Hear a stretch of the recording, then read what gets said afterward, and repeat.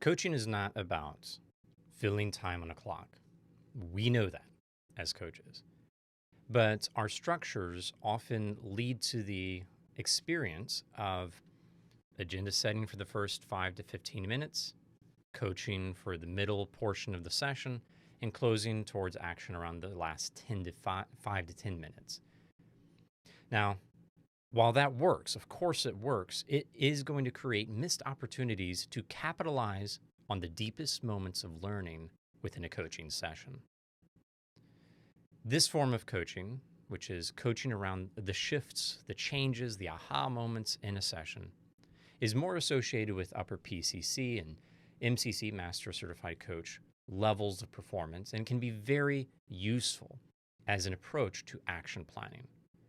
Now let's talk about when this is important. When would you coach around the shift, what's changing? It's when a client is experiencing some sort of aha moment. They are being coached oftentimes maybe around something more abstract, and all of a sudden the abstraction becomes more clear. They better understand what they need to do, who they want to be, and how to communicate that. You sense some sort of change in them, and you leverage that moment for learning and action with partnership with the client. It really does come to the idea of we are not coaching the clock, but instead we are coaching the client. That's, again, very early training.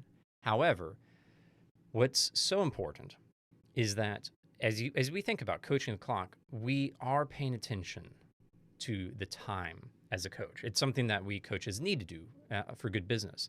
But we need to focus more time, more of our attention on what is being indicated by our client. So the time is running out. We see that on the desktop computer. The hour is almost over. We have that little bit of a break, and then we have another session. I know what I need to do in this moment. I need to start closing, and that's fair.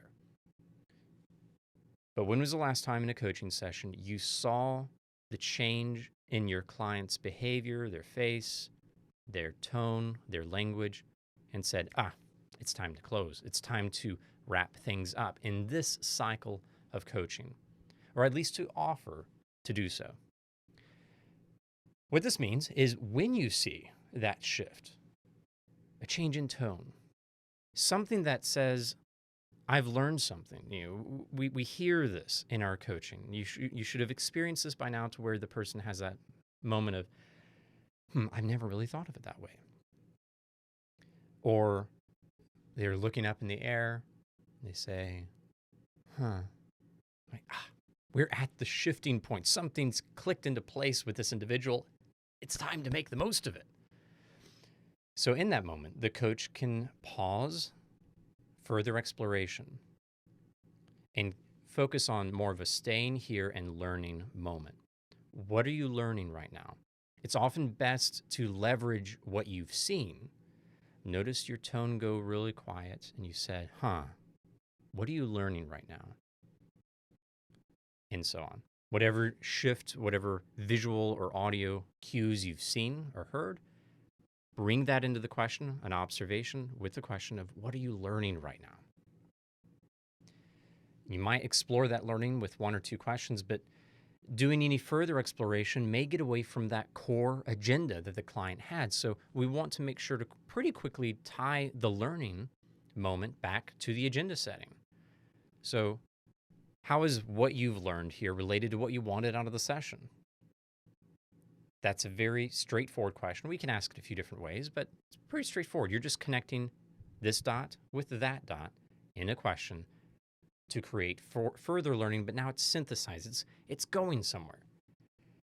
And from there, as a coach, we can do, if we're coaching around the shifts, we can do one of two things. We can just go straight into, what are you going to do now that you've realized this? What do you want to make of this realization? What do you want to do with what you've learned here today? We might be at minute 20, but it's time to ask towards action. Now, the alternative, the second thing that we can do in that moment, is to ask if the person would like to explore actions. We can say, as I've heard you combine these two ideas and think about your agenda and where we are right now, I'm wondering, would you like us to make an action plan around what's come up so far? Or how close are we to wrapping this part of the conversation by looking at actions and planning? Or how close are you to being ready to talk about the decision that you wanted to make, the action you wanted to take? We can partner with them. We could go straight there. If we're coaching around the shifts, there is a legitimate learning. There is a direct connection between that learning and the original agenda. It is a very fair time to go ahead and just straight into it. Ask, what do you want to do with this learning that you've had around the agenda topic? It's a powerful way of coaching because, like I said, it can be a 20-minute session and we're in action planning that lasts maybe 5 minutes if it's efficient, and it's an hour-long session. At that point, the coach can consider repartnering, or the coach should repartner with the client around where to go next. This is where the coach can defer to them. How close are we to obtaining what you wanted out of the session? Now that we have achieved that, if they say, yeah, we're good, we've landed where I wanted to land, we can say, now that we've achieved that, what would you like to do with the rest of our time here today? Where should we go next?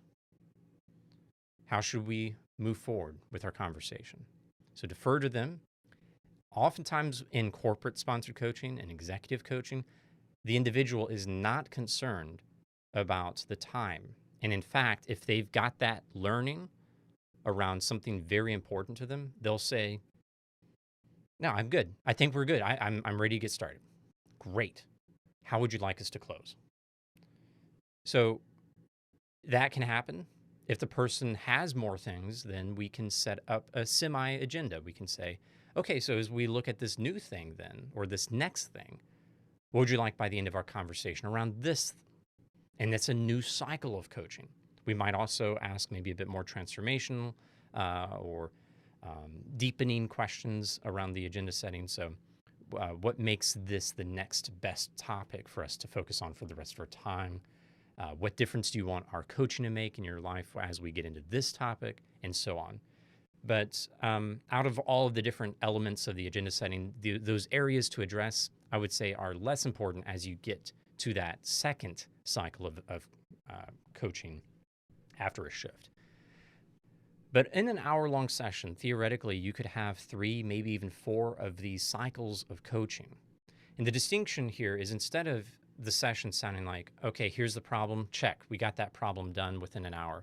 Here's the next problem, now check, we got that done within an hour, and so on. So every single session kind of being a check that something's completed. Within a session, the learning creates this jump, this mental jump, this growth and development, this aha moment that we capitalize on, and that becomes the sense of what the coaching is all about. It's not about a time. It's about an experience. And so in this type of coaching and in this type of action planning, the client becomes more aware of the true value of coaching, because the coach is closing, wrapping, offering those connecting points right when they most matter, in the moment of awareness, in the moment of learning. Now, this is something that we're going to carry with us all throughout the rest of the training, and it's more of a preview of what's so important to be focusing on in the long term. But I wanted to put it on the table early on as something to look for. As you hear those aha moments, consider the learning, connecting the learning back to the agenda outcome, and then considering helping the client consider if they'd like to create an action plan around that moment. Hope this is helpful. Thank you so much for stretching yourself as a coach, and thank you for coaching.